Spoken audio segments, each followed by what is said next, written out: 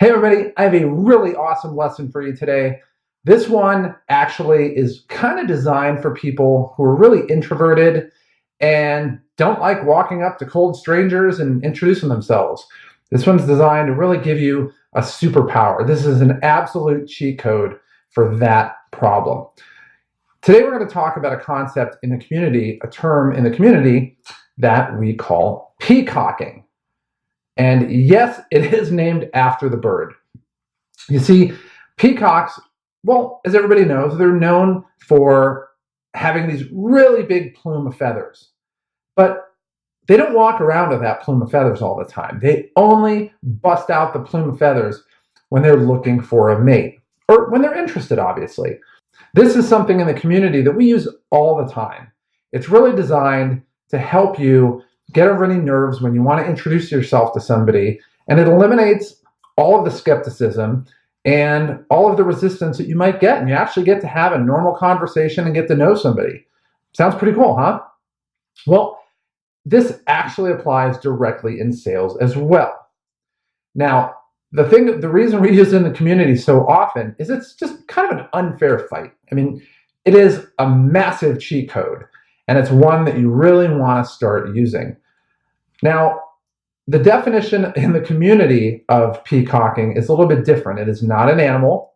You don't bring a peacock with you out, but it's a verb. It's something that you do to absolutely make yourself stand out from everybody. But you're not saying anything to make yourself stand out.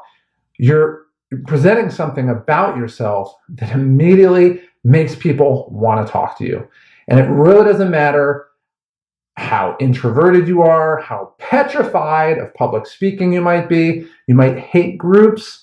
It could be any number of things. This works all the time. I mean, I saw this work for a guy, this Russian guy that was in the community with us, and he's like this PhD math level guy. I mean, you meet him and you think there's no way in the world this guy is going to go out and just introduce himself and talk to, all these really attractive girls. And yet all of these really attractive girls would come up and talk to him. And he was not the guy to go introduce himself to anybody.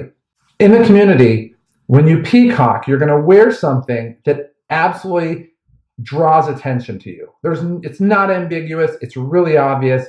And everybody who's around you is going to notice it and pay attention to you. Now, I'm going to give you a couple examples of how we use this in the community and why it was so powerful. And we're going to start with my friend Diesel. Now, in the community, we went by call signs. So no, his first name really wasn't Diesel. His mom didn't hate him. I mean, your mom would have to hate you to name you Diesel. But we were out one night, and he had on this neon belt buckle. And the neon belt buckle was flashing. And right above the belt buckle, it said in bright neon letters, "My eyes are up here." And it had a little arrow flashing upward. I mean, there's very few people would have the guts to wear something like that. But honestly, it was really funny. Like, if you had met him that night, you would have absolutely thought it was like the coolest thing in the world. And the guys would be like, "I can't believe he was wearing that." The girls are like, "Who is that guy?" And I can't tell you how many girls went up and started introducing themselves to him. And not only that, kind of got a little competitive, to be honest. And he wasn't doing anything. He was minding his own business. He was talking to us. We were just kind of in our own group. And yet it was really obvious who the person to meet was that night. I mean, it was awesome. It was, for me, I initially saw it and I'm like, you have a lot more guts than me wearing that. But then when I saw the reaction, one of the girls that would come up to him, but even secondarily, all the other guys that were trying to fit in, that were dressing the same as everybody, and they were literally getting no attention. It became really obvious to me that there's two outcomes to be had. One is when you're getting approached by some really attractive girls, and most of the time you find out you don't really like them, and so you're kind of just vetting them out a little bit. And then the other one is you're sitting there with a beer in your hand all by yourself with your best friend, and you're getting no attention. And for me, that was a seminal moment, and I realized, wow, this really works. So fast forward a few years, and I was in Hong Kong. It was a baseball tournament I was at in Asia, and we ended up flying out the night, what is it, Thursday before Easter. I didn't think anything of it. And when we got there at the airport, the guy that was driving us to our hotel told us that we were there on the best day of the year. And I didn't really get it. And he said, because Hong Kong used to be a British colony, Good Friday was a really, really big deal there. It was a national holiday. The entire city shut down. But the Thursday, the day before Good Friday, they shut down the entire downtown area. They cordoned it off from vehicle traffic. And it was the largest street party that I've ever seen. And I've seen some big street parties. And so I'm out with a few of my friends on the team, and we were going to this one bar, and I saw this girl who was from England. And one of the things they had, because it was a Good Friday party, is people would have these neon bunny ears. So there would be like bunny ears, and they would have a little hair clip or whatever, and everybody was wearing it on there. And so I was talking to this one girl, and I just said, hey, I think, that might look better on me than you. And just being funny. I didn't kind of know what to say, but I wanted to get those bunny ears. But that was realistically why I did it. And so she ended up giving it to me, and I kind of had this vision in my mind before she did it of what I wanted it to look like. And I wasn't going to put the bunny ears on. Again, if you're going to dress the same as everybody, you're not going to stand out. You have to do something different.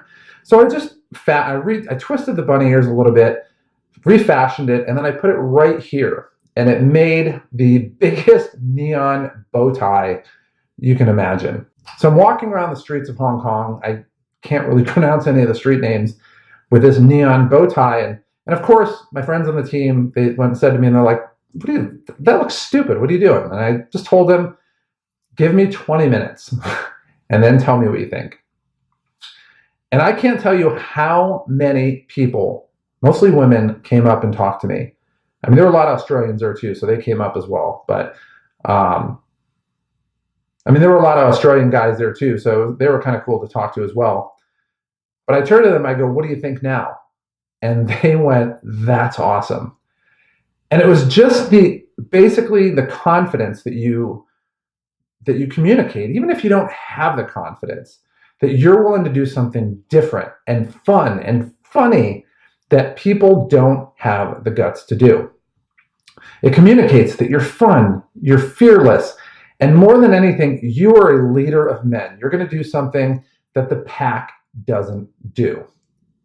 And realistically, what it does is it gives people plausible deniability to come and approach you. And it's just like my friend Diesel's belt buckle. He went up there, he didn't say anything to anybody. He really didn't approach anybody. And yet it was really obvious that night what it was like to live the life of a celebrity. If a celebrity walks into a restaurant or a club or what have you, that's the reaction that he got. And this guy was not a celebrity, far from it.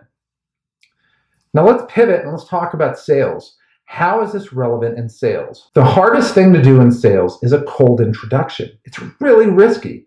You can get blown out. You can get embarrassed. In sales, that fear of a cold introduction is called approach anxiety, and it's tough. It's really, really hard. If you don't know what you're doing, the only way that you're going to get into a number of conversations with people is you have to do tons of cold introductions. And you do that enough times and you get enough rejection, you're going to end up either in Barnes & Noble or on Amazon looking for a book on how to get your morale back. But that's not the answer. Well, how do you do it? You have to actually buy in mentally and commit to this, even if it's just in the beginning for a little bit.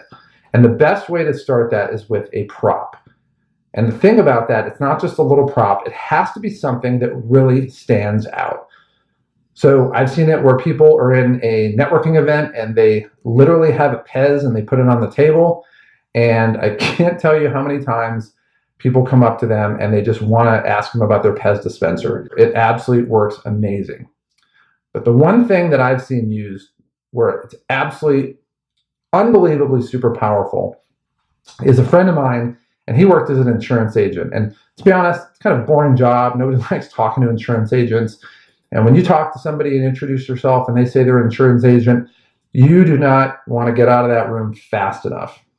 But one of the things that he did was he had this pen, and it was this really gaudy ice cream cone pen. And so whenever he would have that out, he would pull it out. And I can't tell you how many people would come up, and the first thing out of their mouth is, where do I get a pen about that? Do you have one that you can give me? And what the thing about it is, it didn't have his name on it. It wasn't an advertising specialty, but it was one of these things where he would pass them out. And so they would be at a grocery store or any type of place, they'd pull it out, and the person would say, man, where did you get that pen?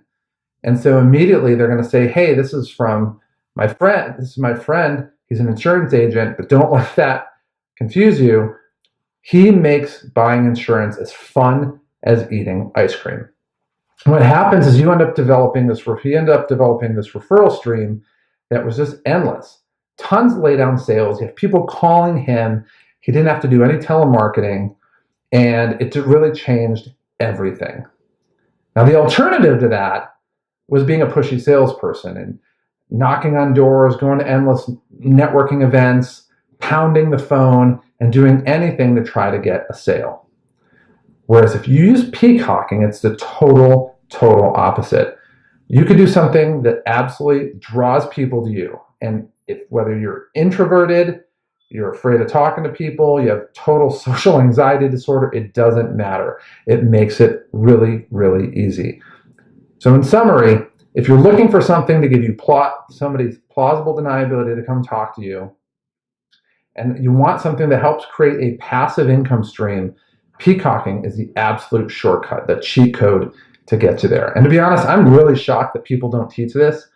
This is something that is a no-brainer. It works all the time. I've never seen it not work, and it can work for you.